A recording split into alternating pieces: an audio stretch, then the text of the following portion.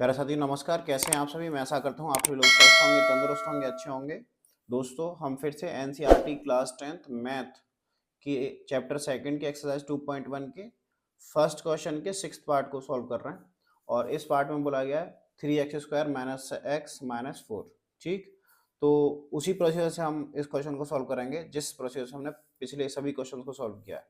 तो हम सबसे पहले लिख लेंगे गुणनखंड विधि से। गुणनखंड विधि से, ठीक है।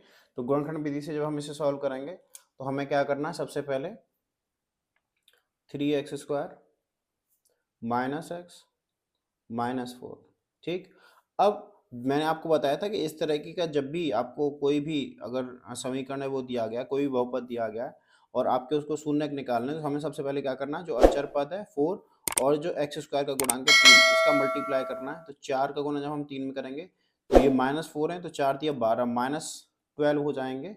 ठीक है, और -12 को आपको इस तरीके से दो भागों में तोड़ना है अभाज्य गुणनखंड के रूप में कि ये जो है वो क्या हो जाए, इसका प्लस या फिर माइनस करके क्या आ जाए, -x आ जाए या फिर -1 आ जाए। ठीक है, तो हम यहाँ इसके डिवाइड कर लेते हैं। तो यहाँ जो डिवाइड बनेगा वो उसका क्या बनेगा, 4 -3। ठीक है, 4 -3, तो 4 दिया 12 होते हैं, तो -12 हो जाएंगे और 4 में से जब 3 जाएगा तो 1 बचेगा। ठीक, तो यहाँ हम लिख लेते हैं 3x² minus 4 -3 x minus 4 equal 0। ठीक, तो जब इसे आगे सॉल्व करेंगे तो ये हो जाएगा 3x² माइनस 4x प्लस, क्योंकि माइनस माइनस प्लस हो जाएगा, प्लस 3x माइनस 4 इक्वल 0। ठीक, तो अब हमें इसमें से कॉमन लेना है। तो इन ये जो दो पद आपको दिखाई दे रहे हैं इसमें से हम कॉमन लेंगे और इन दो पद जो हैं उनसे अलग कॉमन लेंगे। ठीक है, तो यहाँ आपको दिखाई दे रहा है 3x² है, यहाँ 4x² है। तो जो कांस्टेंट वैल्यू है उसके अंदर आपको कुछ भी कॉमन नहीं दिखाई दे रहा, लेकिन x के जो चर पद है उसके अंदर आपको कॉमन दिखाई दे रहा है, वेरिएबल्स के अंदर कॉमन दिखाई दे रहा है। तो हम यहाँ से कॉमन लेंगे x। तो यहाँ आपका क्या बचेगा, 3x माइनस यहाँ बचेगा 4। ठीक है, अब यहाँ अगर हम देखें तो यहाँ आ जाएगा +1 और हम यहाँ से लेंगे 3x माइनस 4 और ये हो जाएगा इक्वल 0। अब मैंने आपको पिछले क्वेश्चंस में भी बताया है कि जब भी इस तरह का एक समीकरण आपके पास बन जाए तो हमें जो ब्रैकेट में वैल्यू होती है उन्हें हमें अलग ब्रैकेट के अंदर लिखना पड़ेगा, कॉमन ले लेना होता है। ठीक है, तो कॉमन ले लीजिए, तो ये हो जाएगा 3x माइनस 4, ये ब्रैकेट क्लोज, दूसरा होगा x प्लस 1 इक्वल 0। ठीक है, अब क्योंकि ये इक्वल 0 है तो ये हमें बताता है कि या तो ये वैल्यू कोई 0 है या फिर ये वैल्यू कोई 0 है। ठीक है, तो हम बारी बारी से दोनों वैल्यू को हम 0 के इक्वल रखेंगे तो हमें शून्य प्राप्त हो जाएंगे। तो ये हो जाएगा 3x माइनस 4 इक्वल 0 और x प्लस 1 इक्वल 0। ठीक, तो ये हो जाएगा 3x इक्वल, अब ये इधर जाएगा तो ये हो जाएगा +4 और x जो है वो इक्वल हो जाएगा +4/3 के। अब यहाँ अगर हम देखें तो x जो है वो बराबर हो जाएगा किसके, -1 के। ठीक, तो हम इसे आगे शून्यकों के रूप में लिख लेते हैं। तो हम यहाँ लिखेंगे शून्यकों के रूप में, शून्यकों के रूप में अगर हम शून्यकों के रूप की बात करें तो यहाँ जो द्विघाती समीकरण उसका होता है उसके दो शून्यक होते हैं, एक होता है अल्फा और दूसरा होता है बीटा। ठीक, तो अल्फा जो है वो बराबर हो जाएगा +4/3 के और बीटा जो बराबर हो जाएगा -1 के। ठीक है, +4/3 जो है वो अल्फा है और जो आपका बीटा है वो -1 है। अब हम क्या निकालेंगे, समीकरण के गुणांक। ठीक है, समीकरण के गुणांक अगर हम देखें तो हम सबसे पहले समीकरण को लिखेंगे। तो समीकरण आपको पता है क्या है, 3x² माइनस x माइनस 4। ठीक है, ये आपका समीकरण है। अब हम ए बी और सी की वैल्यू जो है वो निकाल देते हैं।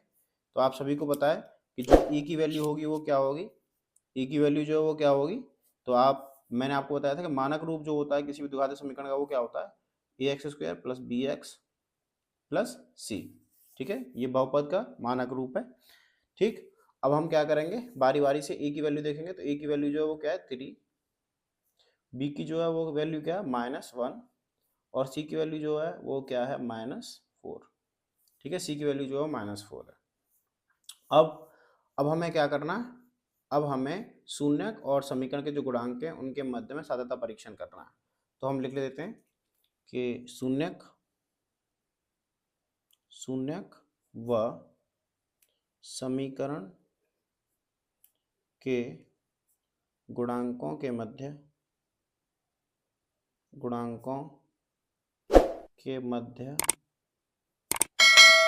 सत्यता परीक्षण। ठीक है, सत्यता परीक्षण हमें करना।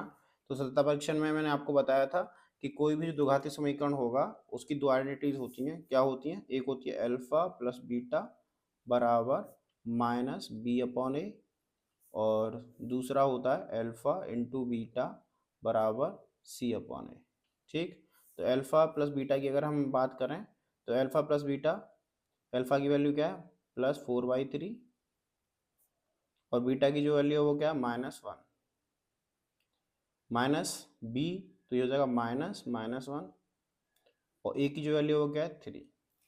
जब ये सॉल्व करेंगे तो ये हो जाएगा +4, और 3 का मल्टीप्लाई कर देंगे तो ये होगा -3/3। ठीक, इक्वल हो जाएगा, माइनस माइनस प्लस होता है, +1/3।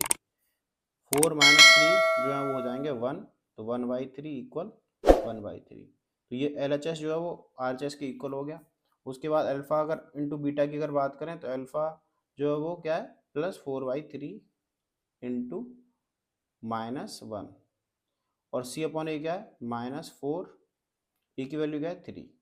तो 4 का मल्टीप्लाई जब -1 में करेंगे तो हमारे पास क्या आएगा -4/3 इक्वल -4/3। तो ये जो है LHS जो है वो RHS के इक्वल हो गया। ठीक, और यहाँ भी LHS जो है वो RHS के इक्वल हो गया। ठीक, तो हम निष्कर्ष लिखेंगे। तो यहाँ हम लिख सकते हैं निष्कर्ष। तो निष्कर्ष में हम लिखते हैं कि समीकरण 3x² - x -4 के दो शून्यक +4/3 तथा -1 है। ठीक है, समीकरण 3x² -x -4 के दो शून्यक जो है वो +4/3 तथा -1 है। तो आप इस तरीके से इस क्वेश्चन को सॉल्व कर सकते हैं, और इस क्वेश्चन को इस तरीके से सॉल्व करने पर आपको जो फुल मार्क्स हैं वो मिलने की गारंटी जो है वो रहेगी। तो हम इसी के साथ बढ़ते हैं अपने अगले प्रश्न की ओर। हम आपसे लेते हैं विदा। बहुत बहुत धन्यवाद।